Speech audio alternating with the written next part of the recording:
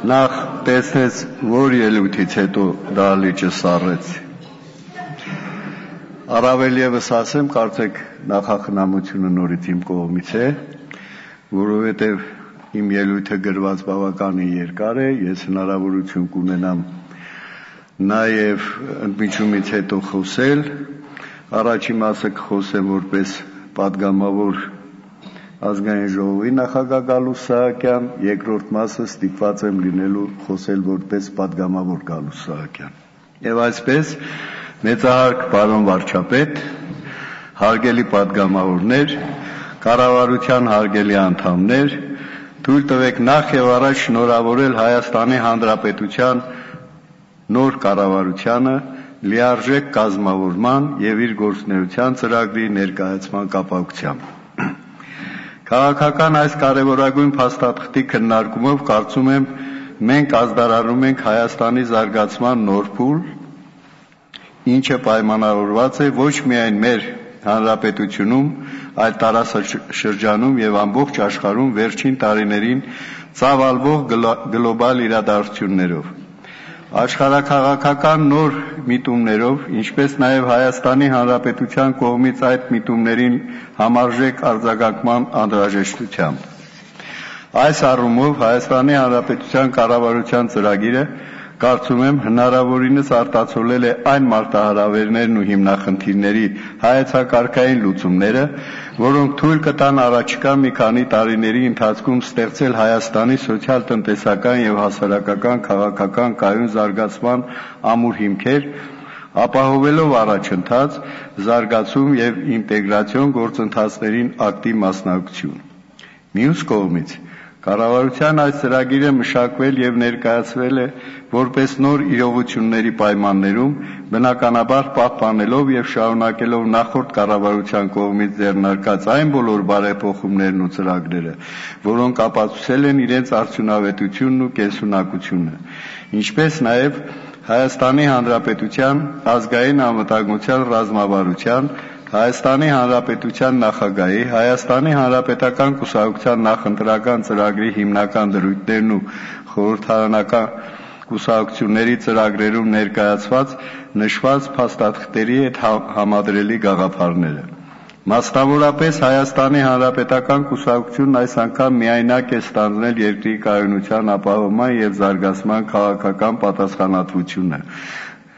Գործնական փուլ է մտել Մաքսային միությանը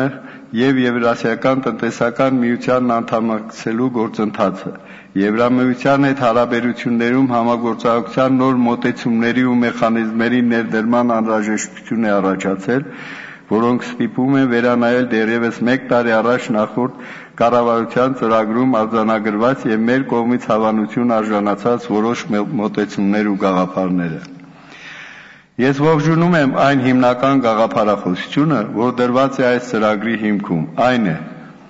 Հայաստանի Հանրապետության յուրաքանչյուր քաղաքացու ազատության, անվտանգության ու բարեկեցության ապահովումը, որին հասնելու ուղիներն ու միջոցառումները ներկայացված են ծրագրի համապատասխան բաժիններում։ Ես նպատակահարմար չեմ համարում մանրամասն անդրադառնալ այդ ուղիներին ու միջոցառումներին, առավել ևս, որ դրանք արդեն իսկ ներկայացվեցին եւ դրանց վերաբերյալ հնչեցին մի շարք մեկնաբանություններ ու կարծիքներ։ Սակայն չեմ կարող չշեշտադրել այն ոլորտներն ու դրանց զարգացման ուղիները, որոնք իմ կարծիքով առաջնահերթ նշանակություն ունեն մեր հանրապետության համար սոցիալ-տնտեսական զարգացման ներկա փուլում։ Մասնավորապես խոսքը վերաբերում է հավասար հնարավորությունների եւ իրական մրցակցություն ապահովող տնտեսական միջավայրի ձևավորմանը,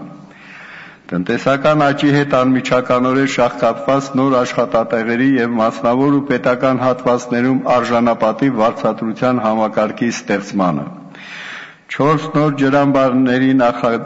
նախագծմանը եւ շինարարությանը, որոնք կլուծեն ոչ միայն բնապահպանական, այլ գյուղատնտեսության զարգացման առաջնահերթ խնդիրներ, պետության ու մասնավոր հատվածի համագործակցության սկզբունքի կիրառմանը եւ բարենպաստ գործարար միջավայրի ձևավորմանը, որի գործնական ապացույցը Հայաստանի Հանրապետության վարչապետի կողմից արդեն իսկ կազմակերպված առաջին հանդիպումն ու անկեղծ երկխոսության ծավալումն էր հանրապետության գործարար շրջանակների հետ։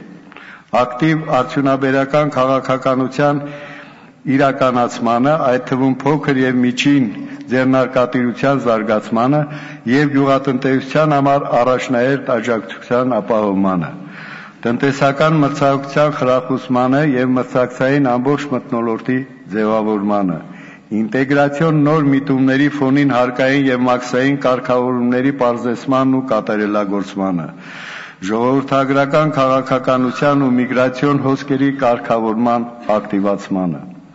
սոցիալական քաղաքականության, հասարակականության ու արդյունավետության մակարդակների բարձրացմանը,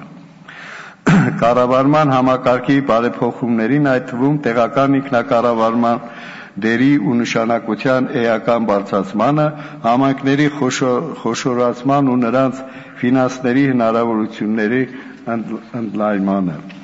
Արդյունքում ակնկալում են կոնկրետ եւ շոշափելի արդյունքներ, այդ թվում զարգացած երկրների համեմատ տնտեսական աճի առաջանցիկ տեմպերի ապահովում, նվազագույն աշխատավարձի աստիճանական բարձրացում մինչև 60,000 դրամ։ Իմիջիայլոց այս 60,000-ը նաև այն նիշն է, որը հիմք է հանդիսանում հետագայում շատ բարձրանա աշխատավարձները։ Ես կարծում եմ ընդմիջումից հետո արդեն, որովհետև ժամանակն է։ Ընդմիջում 30